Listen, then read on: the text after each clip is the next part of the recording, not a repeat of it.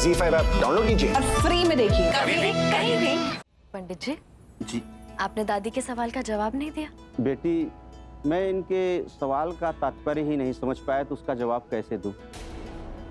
दरअसल उनके कहने का ये मतलब है कि अगर इस घर की बहू इस पूजा की शुरुआत करती है तो क्या वो हमेशा इस घर में रहेंगे? यदि दिवाली की आरती का शुभारंभ अपने पति के साथ करती हैं तो पति का साथ तो रहेगा ही, उसके साथ ही साथ अपने ससुराल वालों का भी प्यार मान सम्मान हमेशा उन्हें मिलता रहेगा। पर हाँ, इस बात का ख्याल रहे, दिवाली की आरती का शुभारंभ पति के हाथ से ही होना चाहिए। मतलब कुछ भी करके मुझे जीजू और प्रज्ञा दी को एक साथ आरती करवानी पड़ेगी।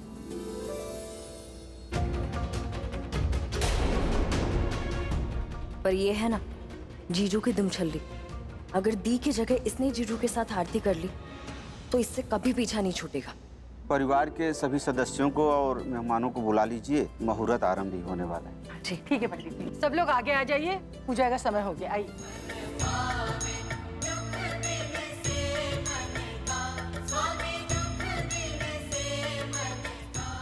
पूरब जी आए नहीं अब तक बच्चों के साथ? आरती के लिए आप सब लोग आगे आ जाइए। अगर इस घर की बहू इस पूजा की शुरुआत करती है तो क्या वो हमेशा इस घर में रहेंगे? यदि दिवाली की आरती का शुभारंभ अपने पति के साथ करती हैं तो पति का साथ तो रहेगा ही, उसके साथ ही साथ अपने ससुराल वालों का भी प्यार मान सम्मान हमेशा उन्हें मिलता रहेगा। ये आरती की थाली घर की बहू को दीजिए। पंडित जी, मुझे दे दीजिए।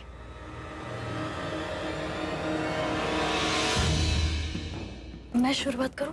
तुम इस घर की बहू नहीं हो।